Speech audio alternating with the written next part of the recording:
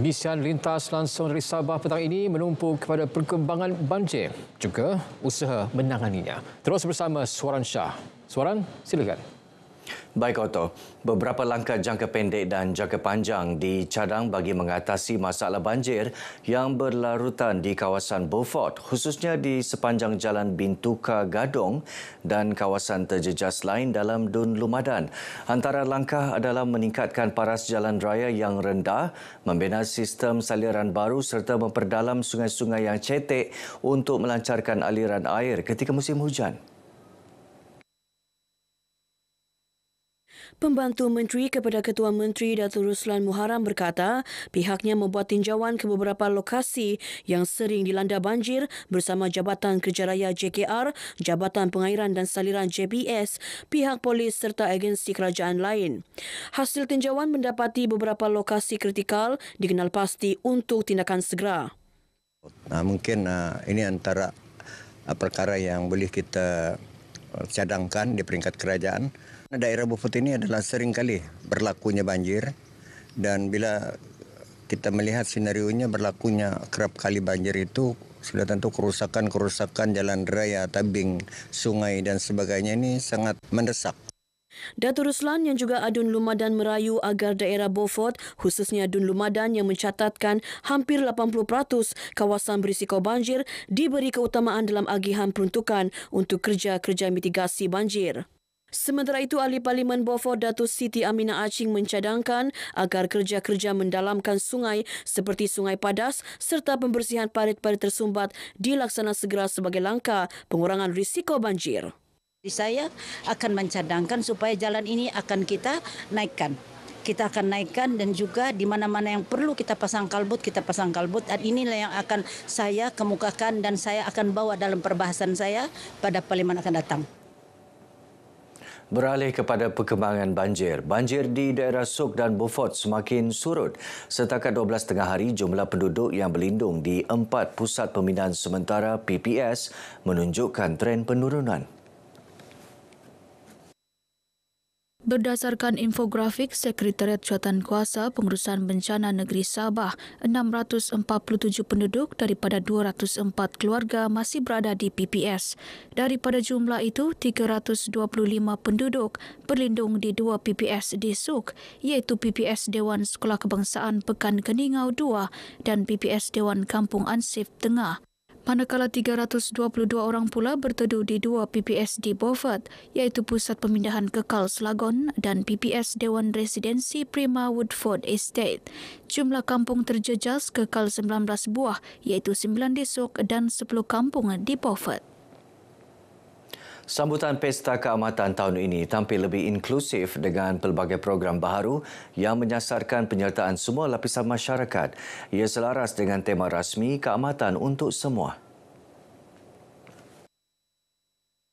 Timbalan Ketua Menteri Datuk Seri Panglima Dr. Jeffrey Kitingan berkata, pesta kali ini bukan sahaja tertumpu kepada aspek persembahan dan jualan, malah turut mengetengahkan pertandingan melibatkan belia serta pemeliharaan sumber asli tempatan.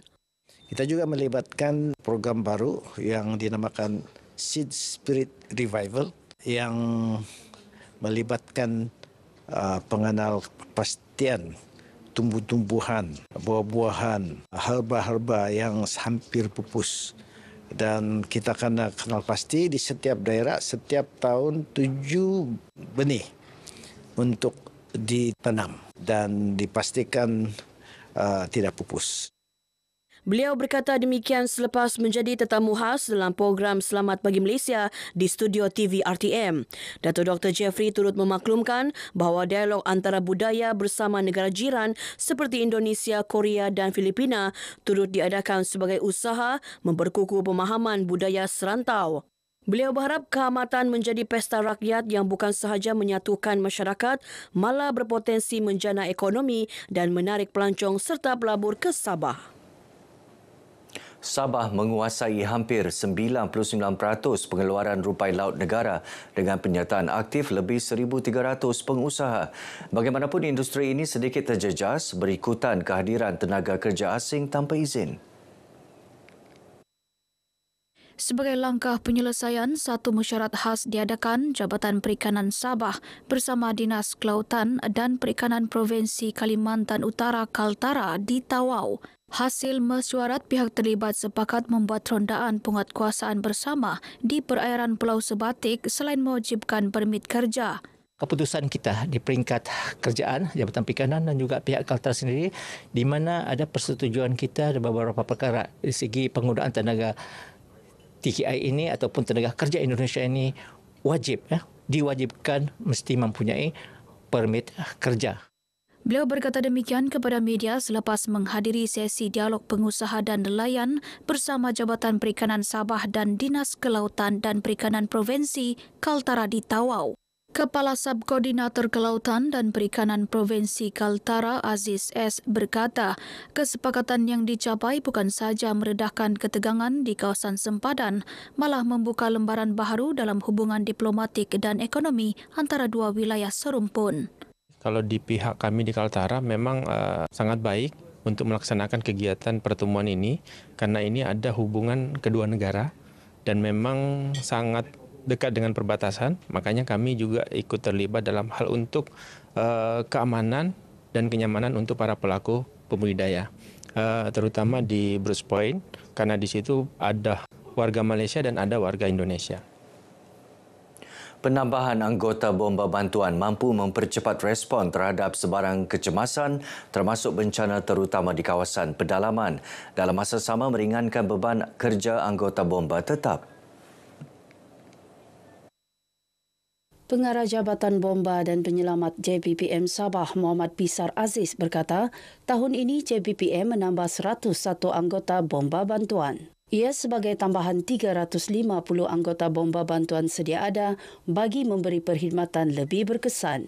Jadi diharapkan dengan penambahan pasukan bomba bantuan ini akan dapat meringankan beban Jabatan Bomba dan dapat memberi perkhidmatan yang lebih cekap dan berkesan khususnya di kawasan pinggiran desa. Beliau bercakap kepada pemberita selepas kunjungan hormat terhadap Yang di-Pertuan Negeri Sabah, Tun Musa Aman di Istana Seri Kinabalu. Dalam perkembangan lain, Muhammad Pisar memberitahu projek pembinaan Balai Bomba Daerah Lahad Datu kini berada pada fasa akhir, manakala Balai Bomba Marotai telah siap dibina.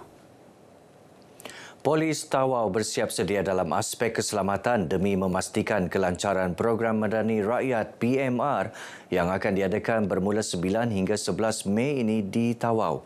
Penugasan anggota merangkumi kawalan keselamatan dan lalu lintas sepanjang program berlangsung.